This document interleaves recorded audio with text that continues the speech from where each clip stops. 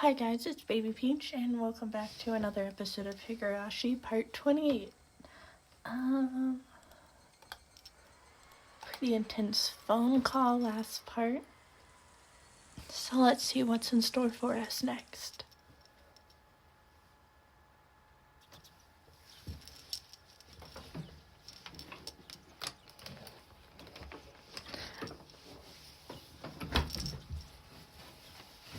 Okay. I guess I'd be lying if I said I didn't get any sleep. I tried to stay awake all night, but there were definitely gaps in my memory. I guess I kept nodding off and jerking awake in a panic all night. I spent all night hugging the metal bat and sat on top of the futon I used to barricade my door, waiting, watching, just in case someone tried to break in through my window. If I left this spot, someone would break through the door, sending the futon flying and attack me. But if I stopped watching the window, someone would break through the glass and attack me. I tried telling myself I was just being paranoid, but I couldn't sleep. The thought of being so vulnerable scared the living daylights out of me. If sleep meant taking the risk, I didn't need it. It was so much better to just stay awake. At some point during the endless cycle of nodding off and jolting awake, light began to shine outside, but that was it. It wasn't so much the morning as it was just the sun simply having risen. I snuck a peek out through the curtains. Raina was gone. I couldn't see her anywhere, no matter how hard I looked. Finally, I could breathe a deep sigh of relief. The night was finally over. I'd be lying if I said I wasn't tired, but I didn't like sleeping at the moment.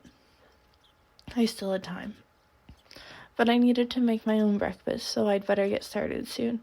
Skipping school was also an option. With my mom gone, it'd be easy to play hooky. Honestly, I debated it. The risk involved in leaving my house was incalculable. So staying holed up in here was probably my safest option. But staying here wouldn't solve anything. Oishi-san wouldn't help me without cold hard evidence. Neither he nor my parents. So unless I found some sort of proof, these relentless nights would never end. I stretched my body, tilted my head back, and closed my eyes just like I did every morning. I regulated my breathing and regained my senses. Calm down, Keiichi Maibara. Let's go to school. Let's wait until they set their trap for me. But that didn't mean I was just going to twiddle my thumbs.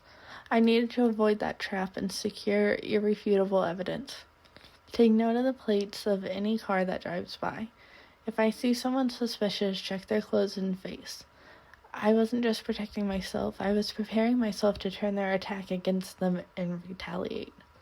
The tension was similar to when two samurai were both aiming to slay each other with a single motion as they drew their katanas. I was not at a disadvantage. I would have a chance to retaliate. I finally felt a bit of courage growing in my chest. All right, let's go to school. I tightened my grip on Satoshi's bat. He was the only partner I could count on. Satoshi, please lend me your strength, and entrust your dying regrets to me, since you were probably murdered. I'll make sure I dispel them. With renewed resolve, I checked the clock. It was still early. Of course, I was going to school by myself today. If I didn't want to run into Raina or Mion, I needed to leave now. The shattered fragments of the cupboards were still strewn all over the entryway. Right. I meant to clean that up last night, but never got around to it with the phone call and everything.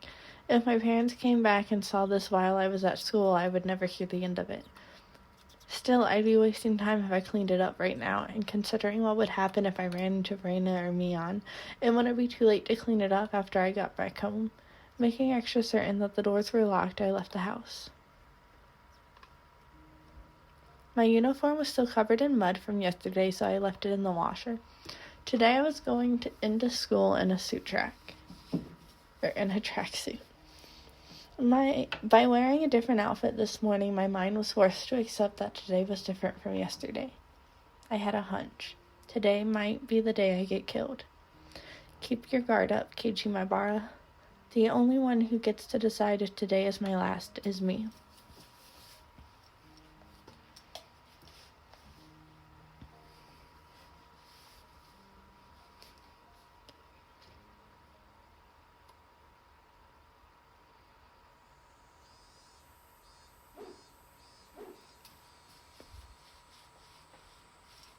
I spent the morning practicing my swing like it was my natural routine.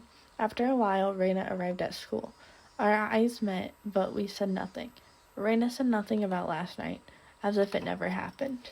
But I could see that those events were real by the wounds carved into her fingers. I just heard her telling Satoko and the others that the bandages were from hurting herself in the kitchen, though it wasn't like it bothered me. The details that Oishi-san shared about Reina's incident before her transfer played vividly in my mind. Now that I knew about it, I couldn't even dream of Reina as a cute, ideal girl. Kei-chan, I see you're still aiming for the nationals. It was Mion. I had already sensed her approach, so I wasn't that surprised. Oh, Mion. If you understand, then leave me alone. I'm busy practicing. I gave her a curt reply without my usual jokes. Then I gave the bat an even larger swing, tactically keeping Mion from getting any closer. Hey, Kei-chan, take it easy. I think Mion got the message, but she still urged me to give it a rest. Homeroom's not that far off, is it? Just let me finish practicing. I swung the bat even harder as a sign of my refusal. Kei-chan, when did you get into baseball? Just recently. Recently? You mean yesterday? Don't ask if you already know. Oh dear, that's a very unsportsmanlike reply. You're distracting me. Go away. I ignored Mion and kept swinging. Normally she'd get mad or bored and leave if someone gave her the cold shoulder like this, but Mion just stood there waiting patiently for me to stop swinging. I didn't sense any hostility, but we were at school in plain view. I doubt she'd suddenly attack me here. Or was that too naive? Still, I was starting to get tired. Maybe it wouldn't be too bad to take a break and hear her out. You need me for something, right? What is it? Sweat poured from me as I stopped swinging. I noticed my shoulders were heaving as I breathed. I cursed my lack of exercise. At this rate, I might not be able to move as I needed when the time came. I should probably keep practicing my swings to build stamina in addition to the excuse for carrying the bat around with me. Well, it's nothing important. If you're tired, I can ask again later. Now it's fine. I'm only dealing with you right now because I judge the situation to be safe. Talking to you alone and away from others, that's out of the question. Well, Mion was uncharacteristically trying to choose her words. But unlike Oishi-san, it didn't look like she was going to talk about something I'd rather not hear. Mion was puzzled, trying to find the right thing to say. But then she gave a hearty laugh and to break herself out of that mirror. Ah ha ha ha ha ha. This old man's just no good at this stuff. Having a poor vocabulary hurts. What's this all of a sudden? If you have something to say, just say it. Stop it. Stop swinging that. She cut straight to the point. Her request was so frank I didn't understand it for a moment. I had already stopped swinging to listen to her, hadn't I? I just stopped, didn't I? That's not what I meant. I want today to be the last day you swing that bat. I'm sorry. It took me some time to understand what she was asking for. What's wrong with swinging a bat? Why? It's none of your business, is it? I'm not bothering anyone, am I? You are. Mion said it flat out. This didn't make any sense, and that was really irritating. When did I bother anybody? Mion was at a loss for words, but she finally made up her mind and spoke, though she stuttered as she said it. But because, Kei-chan, that's someone else's bat. You shouldn't borrow it without permission. It was left behind by a student who transferred, right? I'm just borrowing it until he comes back for it. Huh? Yeah, he transferred. Mion grew uncharacteristically flustered. That made it all too clear that his transfer was a lie. But strange, isn't it, for the older brother to transfer by himself while his little sister stayed behind? Mion couldn't hide her reaction as my words shook her up. Kei-chan, you knew? Satoshi Hojo, Satoko's older brother, right? The one who demoned away last year. Unable to respond to that, Mion fell silent. Reina asked the same thing. Why did you start swinging that bat? She told me Satoshi did the same thing, practicing his swings, right before he went missing. So, is this kind of omen for Oyashiro-sama's curse? Shh. Mion panicked and looked around. Please, Kei-chan, don't mention Oyashiro-sama so recklessly. I don't believe in him, but the others very much do. Reina especially. Dangerously so? Anyway, you're scaring everyone. If you're just fooling around, then stop it. You have to stop acting like Satoshi. I was the one who was scared. Who do I have to thank for taking up this bat in the first place? But it still unsettled me knowing that my actions were overlapping with Satoshi's. It would be one thing if someone suggested it, but I thought I was making my own decisions. I'll say this now. I don't know anything about Satoshi. After all, you didn't tell me anything about him. We didn't mean to hide it. You were hiding the incidents that happen every year, weren't you? That's because we didn't want to, You didn't want to scare me?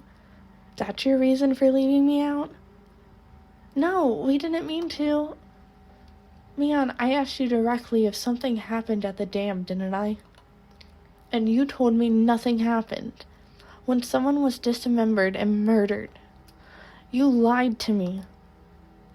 I'm sorry. I didn't mean to lie to you. Friends don't hide things from each other, right? Isn't that right? Then you all aren't my friends. Kei-chan, Mion looked helpless and flustered. Was I imagining the tears in her eyes? I never could have imagined Mion acting like this. Oh, by the way, those get well mochi you brought the other day, they were good. I thought I was going to bleed. Who did it? You? Or Reina? Me. She admitted it so easily. I couldn't help but be surprised at how easy that was. You could have killed me. How could you do that to a friend? But it was just a little prank. Mion gave me a worried smile, mixed with confusion, causing even more anger to well up inside me. You think that was a prank? I grabbed Mion by the collar and lifted her up. That wasn't the same thing as putting Tabasco sauce in a piece of mochi. It was a needle, a sewing needle. If I had swallowed that and it lodged in my throat, what did you think would happen? Mion's face froze as her body rattled in fear. This wasn't the Mion Sonozaki I knew anymore. Anyways, you're not my friend. There's no reason for me to listen to someone who's not my friend. So just leave me alone for a while. Got it? Mion wasn't replying anymore. It won't be that easy to erase me, you know. The cops have been on you from the start. So don't think you can just make me disappear like you did Satoshi. I said it clearly. This was my declaration of war. I think you guys are suspects in the previous incidents, too. I also know you've spent a lot of time with the cops ever since the anti-dam movement. Don't think you can hide it from me. Got that? How did you know? Mion stood there with a dumbstruck look on her face. That was when I heard the principal ringing the bell for school. It was time for morning homeroom. Let's go. The class representative needs to be there, right? At that moment, for the first time, I realized Mion was sobbing as tears ran down her cheeks. You're so mean, Kei-chan. I wanted to console her, but I shut my mouth. I had no need to feel guilty. I'm going. Don't be late for homeroom. I left Mion still shaking as I turned around to head for the entrance. I had no idea how troubling it was to make a girl cry. Behind my back, I could hear her muttering. It was a faint mutter as she was speaking to herself.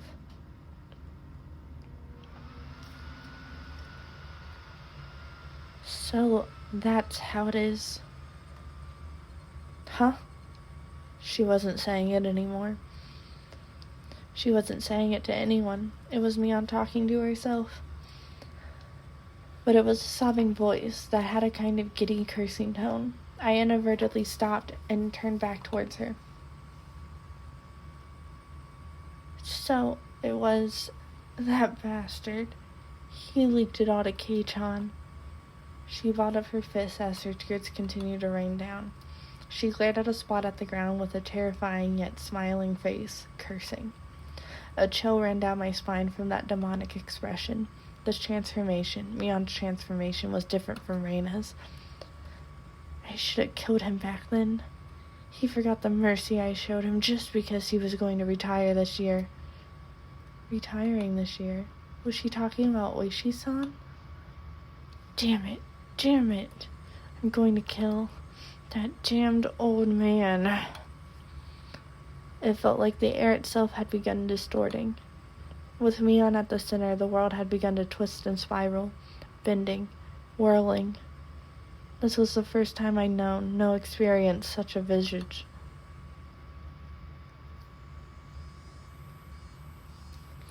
And with that, we're gonna end today's episode here. We'll see you in the classroom in the next part, guys. Bye.